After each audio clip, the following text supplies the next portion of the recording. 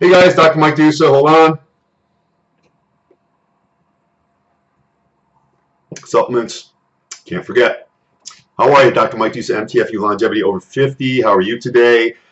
Today, the main reasons, my 6 main reasons why you can't lose fat, lose weight, or get in condition. I don't like to just say lose weight. I don't think that's always good. For instance, cancer will make you lose weight. Listen, that's not really a qualitative. That's more of a quantitative. We're all about quality, or really getting in condition, or firming up, losing fat, getting rid of the unnecessary mass. Why you can't do it? Okay, there's a bunch of reasons. I outlined 6 that I think are really good here, and I refer to my notes because I don't want to forget stuff, and I tend to ramble and go on tangents. And then I forget certain things. But in any event, the first thing people do, and it's often around the first of the year, resolution time, is people get gung-ho and they engage in a huge calorie drop. So that's number one. The problem is when you do that and you shock the body like that, what happens? You drop by as much as 500 to 1,000 calories a day, depending upon how much you were consuming at first. You lose muscle. Your body eats the muscle. And the first thing that happens is you feel like shit. Okay, you feel lightheaded, you feel weak. I mean, I've done this with crazy bodybuilding diets, which is ironic because you're trying to keep muscle, but for a long time we didn't know any better. It's just what we did. You do this, you kill your metabolism. Your metabolism is the engine that keeps everything going fast and burning calories and breaking things down, and you want that to be revved up. But when the irony is you eat less and you have less of a metabolism, so that's not a good thing. You probably heard that. A lot of this you're going to hear again and again, but for a lot of people it seems too simplistic, so they don't really adhere to any of these premises. When you starve yourself, that messes with your mind. It's not a good way to live. You don't feel good. And to me, life is too short. You should always feel good. Everything you do should nurture goodness in your body and help you feel good. But when you're starving like that, what happens? You get to the fringe and then you binge and you go nuts. And you should never be hungry, by the way, any type of program you're on. I mean, technically, just to keep it real simple, if I've got enough fat in my body where I'm dieting in a certain way, where my body's using the fat for fuel, well, even though I'm not eating as much, the body is still using the fat for fuel, which is what you want to happen. So it's still being fed, so you never really feel hungry. Well, as soon as you feel hunger, that's a negative marker, a negative sign you're doing something wrong. I mean, I know some people think that's a necessary evil, but I found that it isn't. And ultimately, for a lot of people who are a little more fragile of mind, that's enough to make them say screw it and go right back to eating whole pizza or whatever it might be. Number 2, you're impatient. Now listen, if you're really overweight, let's just say 100 pounds overweight, obese, it took you, you've heard this, it's taken you a long time to put that all on. And the body thrives on regularity, and it's entrenched in the regularity of being very overweight and sluggish, and everything is slowed down. And your biofeedback, which is how your body, the way your body tells you how you feel, that's kind of muted. So you don't even remember what it's like to feel good. In fact, feeling crappy is good. You felt crappy for so long, you think you're fine. But it could take a long time to knock this off. It could take a year, all right, 2 years. I've got a guy who lost 100 pounds on MTFU Society, and he's still kind of skinny fat, but I says, give it another year, another whole year, and you'll be lean like me, hard as a rock. I mean, I don't know, maybe better, maybe a little worse, but give it another year. That's the whole idea. A year to get the fat off, a year to firm up.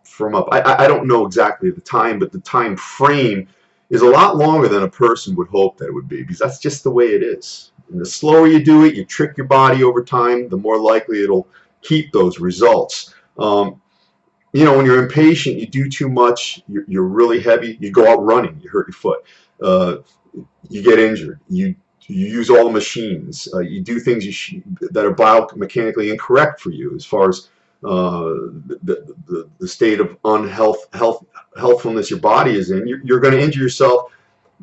You may need surgery, you may be knocked out of the gym for a prolonged period of time. Chances are you won't go back.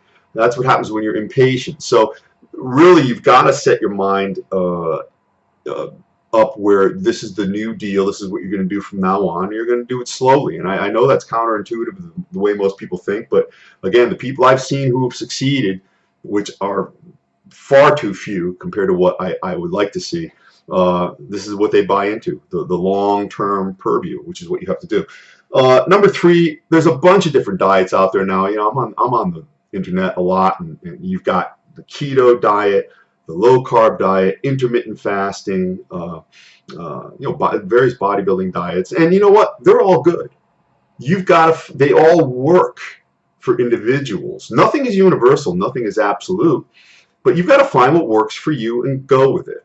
I don't claim ownership to anything. And I say this, I say no to theory. If the textbooks and the scientists say this is the way you have to do something, but I do it a little differently, and it's against the laws of their sciences, but it works for me and it's not injurious, and that's what I'm going to do. So you've got to find what works for you. I will say there is one type, it's called If It Fits Your Macros. That's a bunch of nonsense and tomfoolery. These guys say that, you know, if a 200-calorie chicken breast is good, so are 200 calories worth of Pop-Tarts. Now look, if you need an excuse to eat Pop-Tarts, you're not serious about what you're doing. Okay, I don't see anybody on the beach with a smoking body and I say, hey, that lady's eating a bunch of Pop-Tarts. It's not how it works. Listen, you're driving a Lamborghini, and you notice there's different octanes of gas. There's low, medium, high. You put the best gas in there because it's the finest tooled automobile out there. Okay, you're not going to put the shitty rock gut gas in there. It's going to run poorly. Your body's the same way. Why would you think any differently about your body? It's not numbers, okay? It's quality. We're talking about quality, and that's what you have to instill in yourself to get quality, okay? And I'll tell you, the longer you eat clean, ultimately you're going to eat that greasy cheeseburger, and it's going to taste like crap to you, and you're going to spit it out, and that's a wonderful thing because you've primed your body differently. So, you know, you find what works for you. And find what you can do, one that you can do for the long term, permanently. Okay, it's just what you're going to do. Eating is just going to become rote to you. You're not even going to pay attention to it. Which brings me to number 4, and this is a big one, and it's a big problem for so many people. I call it being overly mindful. You see people on here, you know, they've got all their Tupperware containers, 39 for the week, 6 meals, 7 meals a day or whatever, and they got them all lined up, and this is what I'm doing. And that's good to be regimented and all that, but that's being overly mindful. Do you think you're going to do that for the rest of your life? No. It's just kind of a visitation for most people. They're either doing it for a contest or getting ready for the summer. Those aren't bad things necessarily, getting ready for a reunion, but what happens when those things occur? Well, the impetus for eating that way is kind of gone, and that's being overly mindful. It's the same thing with people who look at the scale every day. Now, I will say for me, I weigh myself every single morning. I haven't drank anything for 8 hours. I haven't eaten for 8 hours, and my bowels and my bladder have been evacuated. So that's my true weight. I wake up at about 190 pounds. By the middle of the day, I'm 196 and 197. So that's from drinking and eating. Now, does that bother me? No, because I understand how the body works. I expect that to happen. It doesn't bother me. Other things bother me. Everybody has their idiosyncrasies and their quirks and whatnot. But for a lot of people, that can destroy their motivation. They see the scale doesn't move, or it went up or went down, went the wrong way. And it could just throw them off, and they say screw it and quit. So for you, I say, you know, maybe once a week you weigh yourself, or you go to your trainer and they take the measurements just once in a while, a designated time. You know, the longer you wait, the more likely you're going to see a positive uptick or downtick or whatever it might be that you're looking for. But listen, as far as getting on a plan, you've got to get on a plan and stay on it for 1 month. You hire a trainer, you listen to only that trainer. Okay, I've got a lot of trainer friends, and you know, a client will come in and they'll talk to the trainer and say, hey, listen, I was just talking to a guy yesterday, and he said that I should do this and this differently. Why the hell did you hire the guy if you're surfing the net and you're talking to other people? That's disrespectful. And that doesn't show any confidence in you or confidence in the trainer, and it's insulting to the trainer, and you're wasting time, and you're looking for a reason to do things the easy way, whether you know that or not. because you're just not buying into what, hopefully you hired a good trainer and they gave you a lot of information, and because it's hard or difficult, you're trying to, there's got to be an easier way. There's got to be an easy way out. Let me talk to this one. Let me talk to that one. You are wasting time. Find somebody who's much more successful than you and then emulate what they do. Trust me, they're out there. And you are probably much better at doing something that a lot of other people are doing, or maybe it's accounting or something. That's why people come to you. But as far as training, obviously you need help with the nutrition and the diet and the exercise. So find somebody who knows their stuff and listen to only them and stick with it for 1 month and then evaluate. And if you're not where you want to be, then you make changes. Let's see. Another big one is lack of support. You're around the wrong people. You're around shitty people who are pulling you back into the quagmire of gloom and fatness. You go over relatives' houses, they're pushing spaghetti on you. You go out with friends, and why aren't you drinking? You're around the wrong people. You should choose aloneness, not loneliness, aloneness, or find people who are like-minded and stick around with them if you really want this. Or find people who respect you more. Growing up, I was always a bodybuilder. My friends that I hung out with, yeah, they would drink beer one up, but they would never push it on me because I chose good friends and they knew what I was doing, and they weren't ball breakers like that. I mean, that really incenses me. Well, why would people care what you eat? Get away from those people. They either want to see you fail, or they just don't care, or they're not paying attention. Whatever. Find better people. Losing weight, the reality is it's very hard. And as far as support goes, listen, you might be on my Michael Dusa page watching this right now. The same video is on MTFU Society, MTFU Longevity Over 50 Society page on Facebook. You can go there and join for free. And we've got the best people there. I don't have any bullshit there, no ball breakers, nobody ripping other people down. In fact, I don't even have to kick anybody off. These people know better. They don't come there and do that. I hate that stuff. There's no mean-spiritedness. I have some of the best physique and exercise people in the world there, and they all chime in.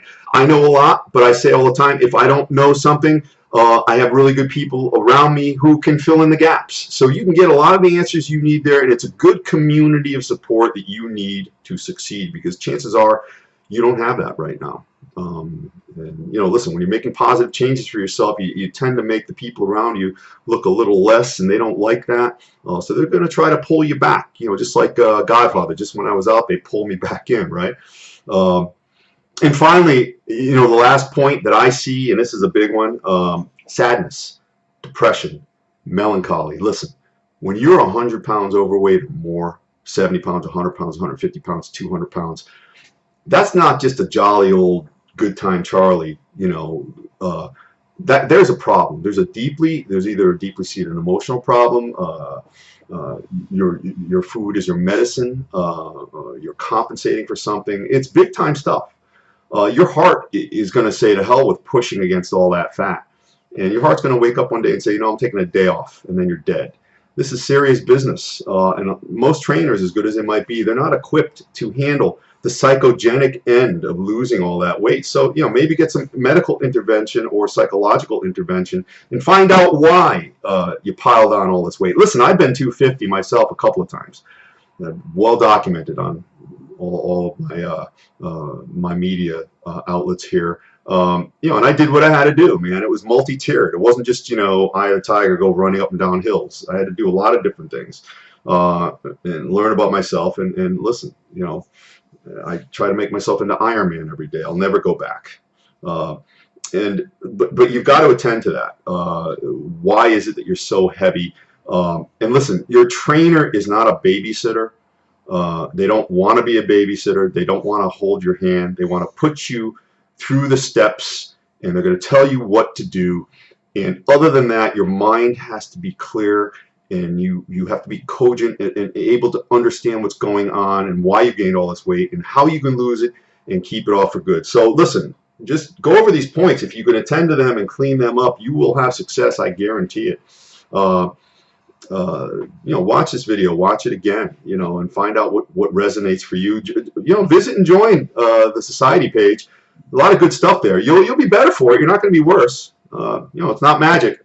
But listen, MTFU Longevity Over 50, Dr. Mike Dusa, you be well, go forth and conquer, and I'll talk to you again soon.